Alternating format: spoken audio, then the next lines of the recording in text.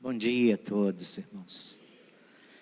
Você pode abrir sua Bíblia comigo no Salmo 46? Enquanto você acha o Salmo 46, eu quero expressar, como fiz no culto das 9, a minha profunda gratidão a essa igreja, o pastor Marcelo, o pastor Pedro, a equipe pastoral, pelo carinho dos irmãos e o cuidado dos irmãos sobre a minha família.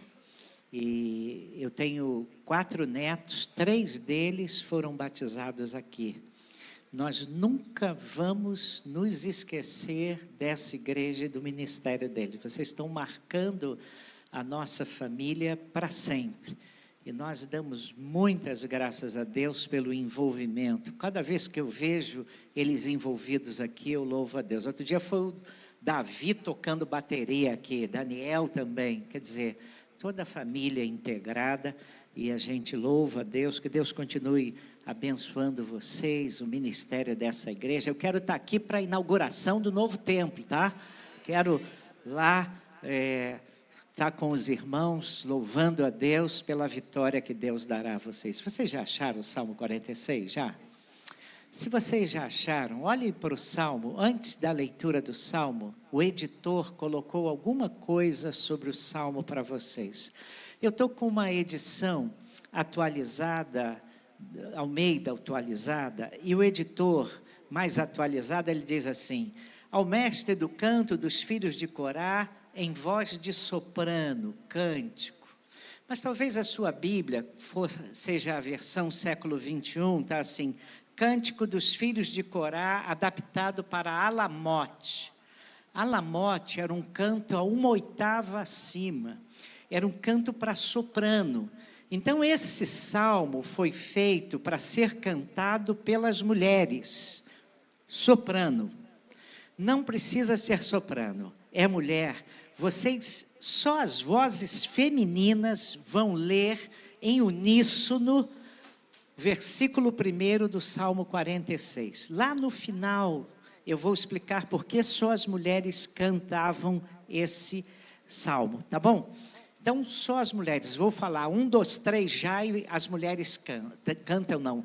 Leiam, por favor. 1, 2, 3, já.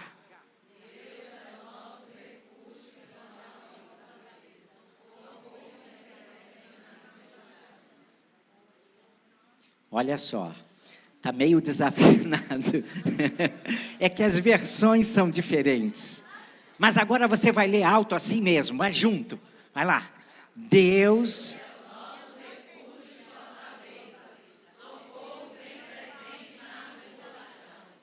Muito bem. Deus abençoe, irmão. Warren Wiersbe, no seu comentário, ele diz que esse salmo foi feito para celebrar a vitória que o Senhor concedeu ao povo de Judá, quando Senaqueribe, o rei da Assíria, a maior potência bélica daqueles dias, cercou Jerusalém com o seu poderoso exército e deu um retumbante ultimato a Ezequias, dizendo: renda-se. E eles diziam assim: olha, todas as nações circunvizinhas, todas elas, todas as cidades perto de Judá, todos os reis que tentaram resistir estão mortos, eles só são lembrados no dia de finados. Então, facilite as coisas, renda-se, se você não quer perder tempo e lutar. E naqueles dias as cidades eram fortificadas com muralhas.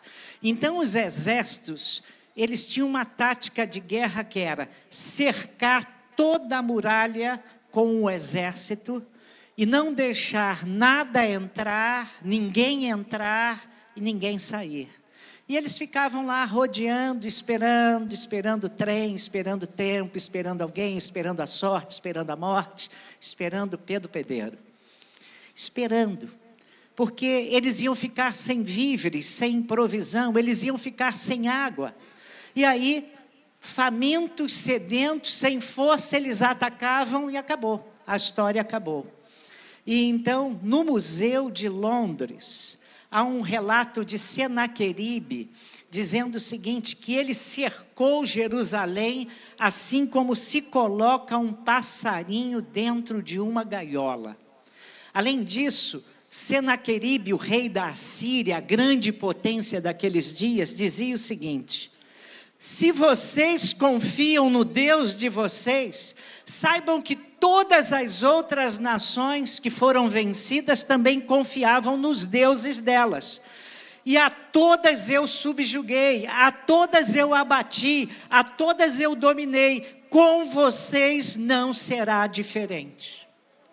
Então, por ordem do rei, alguns servos do rei Ezequias, rei de Judá, foram consultar o profeta Isaías, profeta daqueles dias, que disse a eles o seguinte, aspas, e leio Isaías 37, de 33 a 35.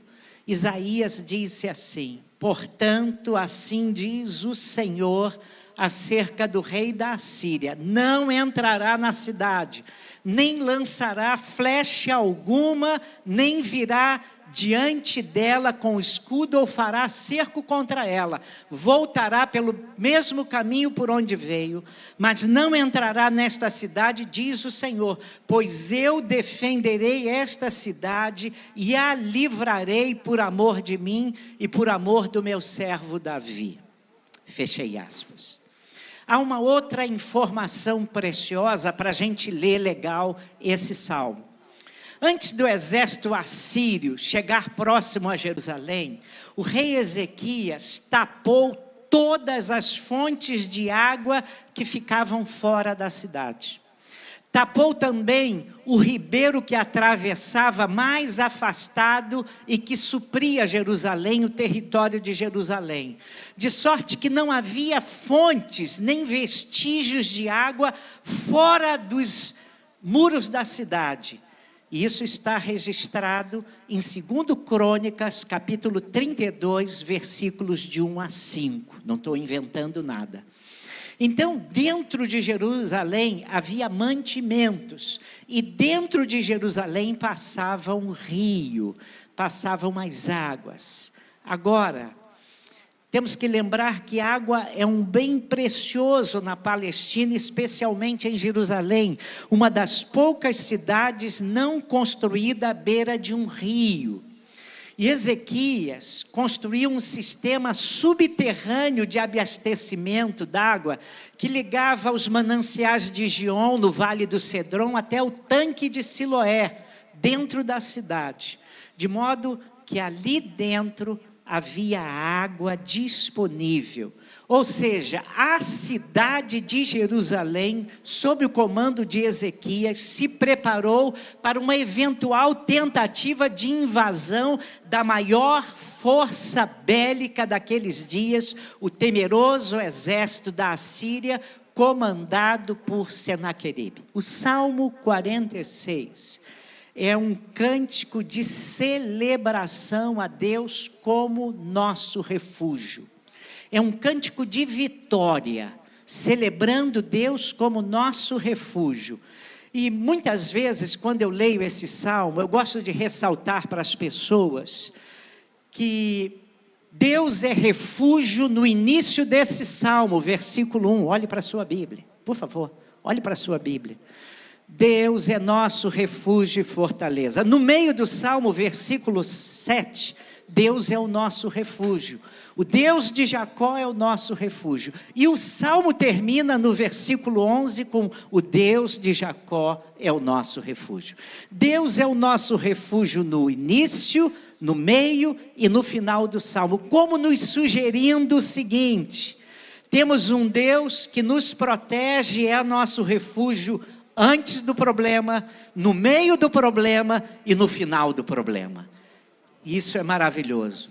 E o Salmo diz assim: Deus é nosso refúgio, socorro bem presente na angústia. Algumas versões dizem, socorro bem presente nas tribulações. Ainda que a terra trema, versículo 2, olhe para a sua Bíblia.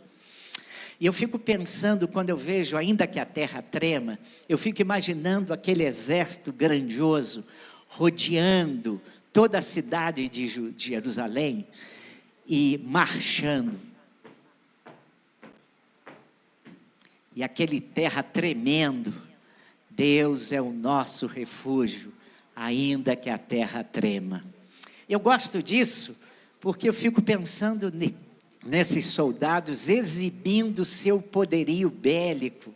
Ainda que as águas venham a rugir e a espumar, ainda que os montes estremeçam na sua fúria. Para você entender melhor a argumentação do salmista, leia comigo, preste atenção aí, versículos 4 e 5. Há um rio cujas correntes alegram a cidade de Deus, o lugar santo das moradas do Altíssimo. Deus está no meio dela, não será abalada, Deus a ajudará desde o amanhecer. Lá fora estava o poderoso exército da Assíria de Tocaia. Lá fora havia ameaça. Olhar para fora dava medo, arrepiava, angústia, pavor. Mas aquele povo olhava lá para dentro e via aquele rio cristalino, aquelas águas em abundância que supriam as necessidades deles. Aqui dentro a água, lá fora eles não têm água. Aqui dentro há um rio cujas correntes alegram a cidade de Deus. Deus está no nosso meio, Deus está conosco, não seremos abalados, diziam ele. Mesmo cedo de manhã, era a hora quando os exércitos costumavam atacar, e faziam isso por uma razão muito simples.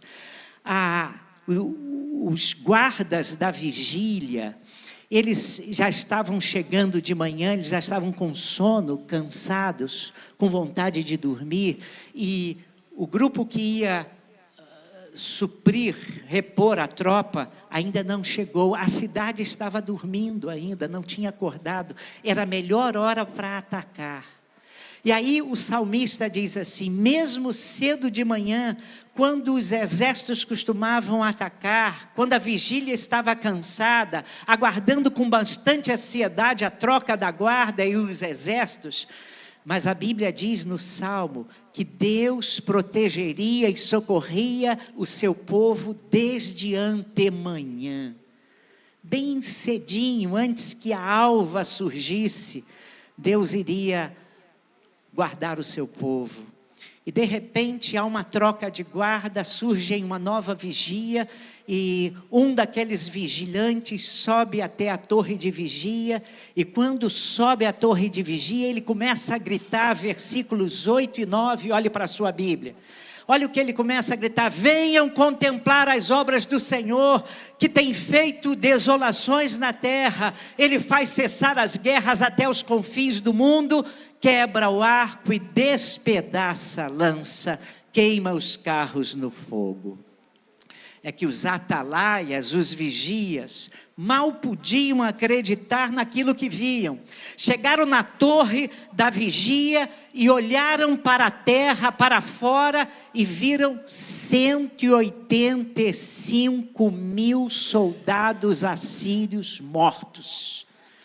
E a explicação que a gente tem do que aconteceu está vinda da pena de Isaías, o profeta, no capítulo 37 de Isaías, nos versículos 36 a 38, e eu passo a ler. Olha o que diz Isaías, aspas: então o anjo do Senhor saiu e feriu 185 mil no acampamento dos assírios.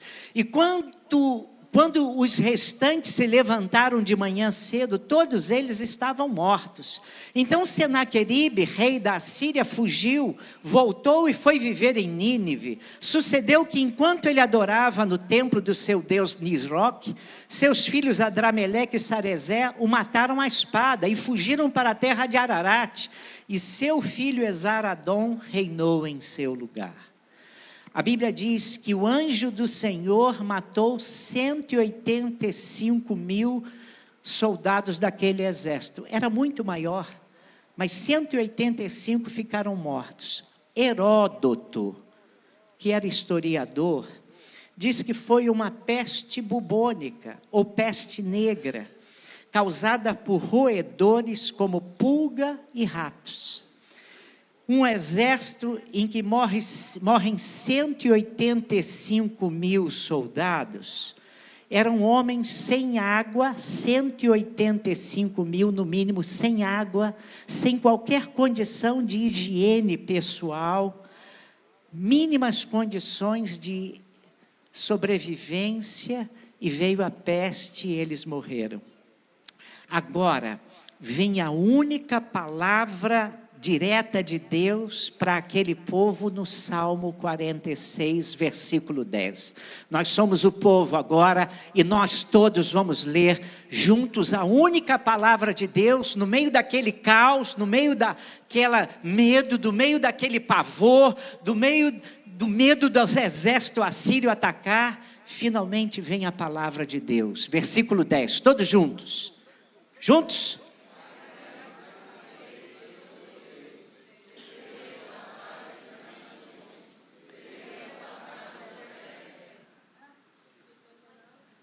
Ó Deus, ó céu, ó azar. Vocês estão lendo como um exército derrotado. Vocês vão ler como vitoriosos. Estão ouvindo a voz de Deus agora dizendo para vocês, todos juntos: aquietai-vos.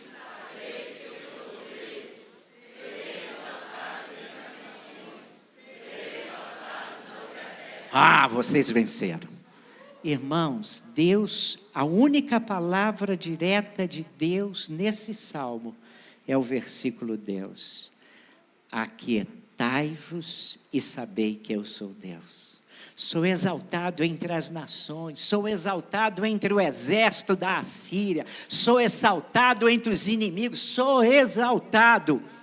Sou o Deus de todos, sou o Deus de todo poder. E quando eu leio isso, eu me lembro de um velho hino que nossas igrejas cantavam muito antigamente, que dizia assim: oh, que paz perdemos sempre, oh, que dor no coração, só porque nós não levamos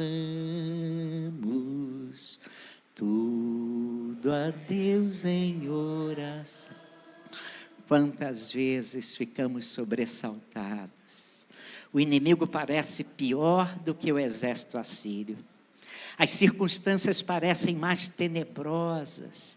É uma notícia de um exame que você fez e não está como você gostaria. É o seu patrão dizendo: olha, nós gostamos tanto de você, mas nós só vamos ficar com você mais um mês e você está dispensado. Parece que os inimigos vieram e se acamparam ao redor da nossa vida e nós ficamos com medo, falamos: o que vai ser de nós? Queremos puxar o cabelo, perdemos a paz, perdemos a tranquilidade.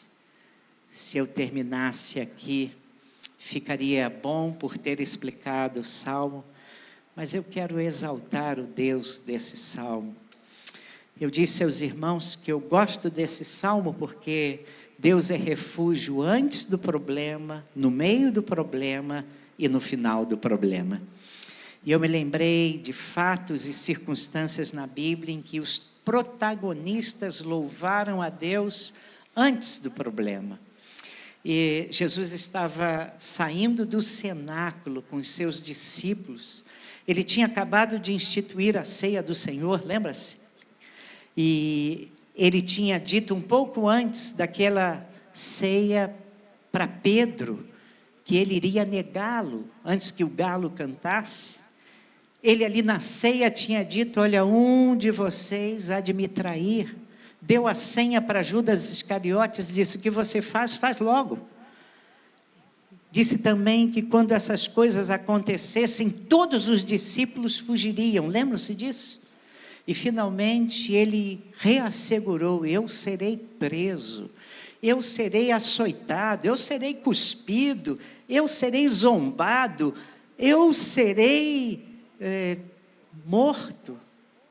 E vocês vocês vão ficar se sentindo completamente abandonados. Numa situação assim, ninguém cantaria. Depois dessas histórias todas contadas, quem é que ia cantar? Todo mundo ia sair cabisbaixo, ó céu, ó Deus, ó azar. Ia sair dizendo, acabou. Mas a Bíblia diz, mas tendo cantado um hino, partiram. Lembra-se disso? O cristão canta no início do problema. O cristão canta no meio da dor. O cristão canta o seu Deus. A gente sabe que na Páscoa eles cantavam entre os salmos 115 e o salmo 118. Eram os salmos reservados para o judeu cantar na Páscoa. E aí, só para ficar com um salmo, se eles tivessem cantado ali no cenáculo, o salmo 115, eles estavam cantando a diferença entre os ídolos que têm boca, mas não falam nem cantam, ou têm ouvidos, mas não ouvem, e o seu Deus, que é um Deus que nos ouve, que vê os nossos problemas. E aí eles diriam, como diz o Salmo 115, confia, ó Israel, no Senhor, Ele é seu auxílio e escudo. Casa de Arão, confia no Senhor, Ele é seu auxílio e seu escudo. Isso me faz lembrar da minha infância. Meu pai era médico. Naqueles dias, nós que viemos de igrejas evangélicas, viemos de camadas muito pobres, honrosas exceções.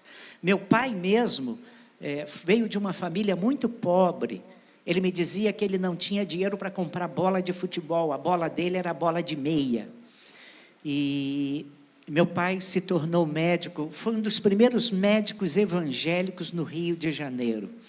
E ele era muito convidado para fazer palestras. Quando eu tinha 8, 9 anos de idade, eu gostava de sair com ele. Uma vez ele foi pregar lá na primeira igreja batista de Botafogo.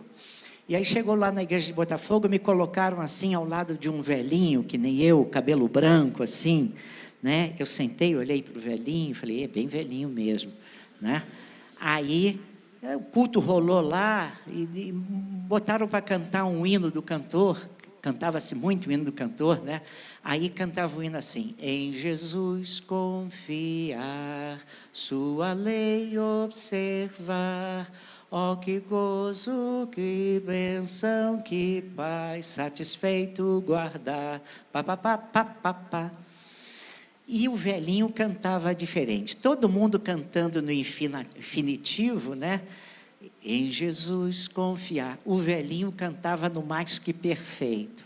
Em Jesus confiara, sua lei observara, ó que bênção, que gozo, que paz, satisfeito guardara. Aí eu ficava olhando assim para ele, né? E aquele velhinho, nunca mais esqueci isso. A única pessoa que cantava diferente ali, pastor. Mas sabe, aquele velhinho estava dizendo assim, combati o bom combate, acabei a carreira, guardei a fé. Mais ou menos isso que ele estava dizendo. E, irmãos, mas o cristão canta também no meio do início do problema, mas no meio do problema também. Você se lembra de Paulo e Silas na prisão lá em Filipos?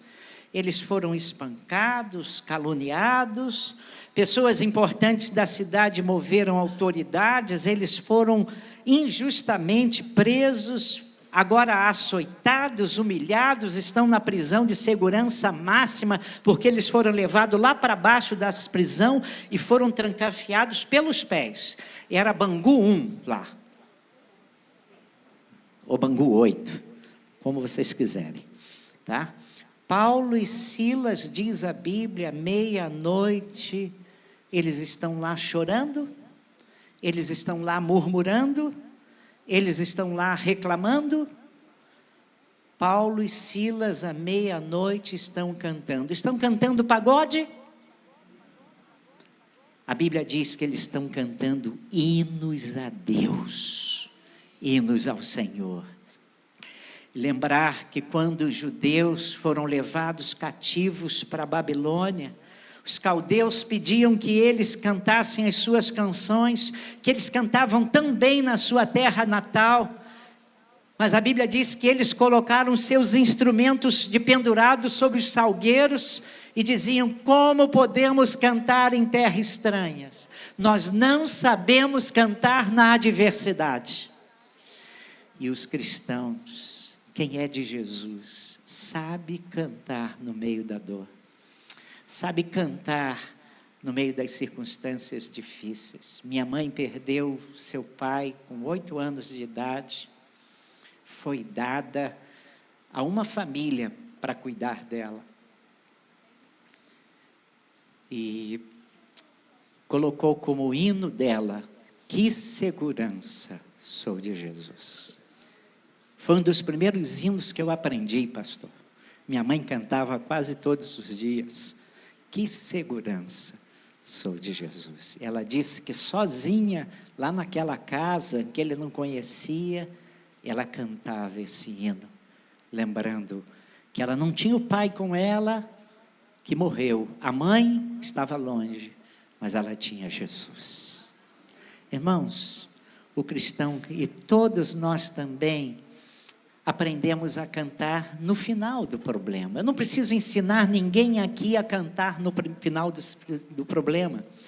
Cantar quando há vitória, quando há alegria, quando há consolo, sucesso e bênçãos. Até os vascaínos cantam, irmãos. Até vascaíno canta. Difícil cantar hoje, mas cantam, não é, irmãos? Mas o Salmo 46 nos lembra que temos um Deus para todos os momentos. E esse Deus é o nosso refúgio, e é digno de ser celebrado em todo tempo em nossas vidas. E por que as mulheres cantavam esse salmo? Era para ser cantado por soprano, uma voz oitava acima. Porque em Israel as vitórias eram celebradas pelas mulheres. Quando eles saíram do Mar Vermelho com pés secos, Miriam comandou um grupo de mulheres cantando e louvando a Deus. Quando Davi venceu o gigante Golias, as mulheres cantavam: Saul venceu 1000, Davi venceu 10.000, alguma coisa assim. As mulheres celebravam as vitórias, e o Salmo 46 é um salmo de celebração da vitória, por isso cantado pelas mulheres. Eu ia terminar aqui, mas deixa eu falar uma coisa mais, que esse salmo é um salmo que me fascina. Não é meu salmo predileto, pastor. Meu salmo predileto é o 73, mas esse salmo sempre toca o meu coração. Eu gosto muito do que é dito nos versículos 7 e versículo 11 desse salmo. Alguém bem corajoso poderia ler bem alto para a gente os versículos 7 e o 11 é a repetição dele? Alguém? E nós não temos ninguém corajoso aqui. 7 ou 11.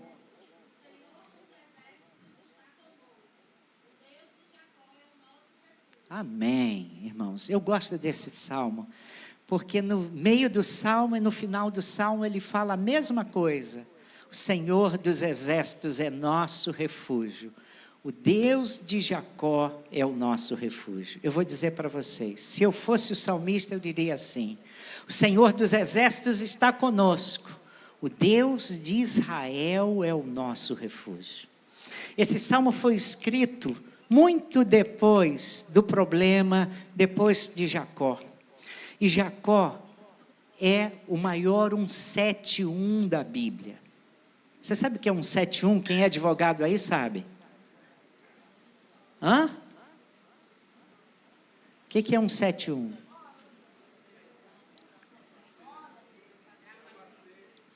É o trapaceiro que ele está falando, estelionato, tá? Né? Jacó é o maior enganador e vigarista da Bíblia. Uma vez pregando sobre Jacó, um senhor saiu e falou: pastor, Jacó é o maior 171 da Bíblia. Foi isso que ele me falou. Aí eu repasso para os irmãos. Mas sabe, deixa eu dizer uma coisa a Jacó. Jacó enganou o irmão gêmeo dele. Eu sou gêmeo, eu tenho um irmão gêmeo. Nós crescemos juntos e somos 5 irmãos, mas meu irmão gêmeo é colado comigo. Ele disse assim: Renato, quando você casou, cara, eu descobri que eu senti uma falta sua tão grande. Cara, eu passei mais de uma semana procurando você. Aí me lembrava que você tinha casado. A gente é muito unido, né? Irmão gêmeo. Jacó deu volta no irmão gêmeo dele, pastor. Sabe, Jacó enganou o pai dele, velhinho e cego. Se o cara é capaz de enganar o pai dele, velhinho e cego, imagine você diante de Jacó. Sabe o que ele ia fazer? Pum! Quando você olhasse, você estava no chão, uma rasteira de Jacó. Enganador, trapaceiro. Eu gosto da melhor coisa, vigarista. Onde ele passava, ele levantava um ringue, brigando com alguém, dando um golpe em alguém. E Deus tinha um problema com Jacó. Ele prometeu que ia abençoar a família de Abraão, mas Jacó não se convertia.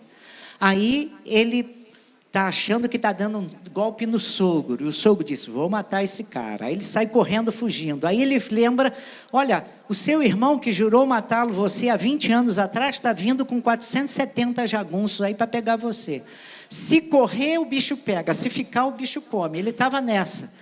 E aí ele fica sozinho, e naquele momento sozinho, ele luta com Deus, e Deus pergunta a ele: qual é o seu nome? E ele tinha que confessar para Deus que ele era vigarista. Eu tenho sido um vigarista, eu tenho sido enganador, eu tenho sido um homem que passo para trás de todo mundo. Eu sou espertão, eu sou do Rio de Janeiro. Sou carioca também, tá? Tá bom? Aí naquele dia, ele pela primeira vez, ele sente necessidade de Deus na sua vida. E ele clama: eu não vou te deixar sair enquanto o Senhor não me abençoar. Pela primeira vez ele sente falta de Deus. E ali ele se converte. Deus disse: não vai chamar mais Jacó, você vai se chamar Israel, que luta com Deus e vence. E aí, Israel se tornou um homem piedoso. Por onde passava, levantava altares, como seu avô fazia. E o salmista diz assim: o Deus de Jacó é o nosso refúgio. Se fosse eu colocaria, pastor, o Deus de Israel. Israel é convertido. Mas esse salmo é maravilhoso porque ele exalta a graça, irmãos. Jacó não merecia as bênçãos de Deus, Jacó não merecia a proteção de Deus, Jacó não merecia o socorro de Deus. E o salmo está exaltando um Deus que defende o seu povo, mesmo quando o povo não merece. É graça sobre graça. O Deus de Jacó é o nosso refúgio. Nós não somos salvos pelos nossos méritos, nós não somos abençoados com a ação, com a presença, com a graça, a misericórdia de Deus, porque somos bons. Nós não merecemos nada, mas Deus nos ama, Ele vela por nós, Ele é o nosso refúgio. E agora, nós vamos terminar esse salmo com as mulheres lendo bem bonito, outra vez, o versículo 1. Terminando e ficando na nossa mente, no nosso coração, essa grande lição que o salmista quer deixar para todos nós. Só as mulheres lendo bem bonito. Deus é o nosso refúgio e fortaleza, socorro bem presente na tribulação. Pelo que não... vacilaram agora. Pelo que não... agora gostei. Todo mundo, sem ser as mulheres também. Pelo que não... Então é essa a lição de hoje para o nosso coração. Mesmo que venham tempestades, mesmo que venha um exército, mesmo que venha uma situação em que nós nos sintamos muito frágeis, temos um Deus que está conosco antes do problema, no meio do problema, no final do problema. O Deus de Jacó é o nosso refúgio. Que Deus nos abençoe.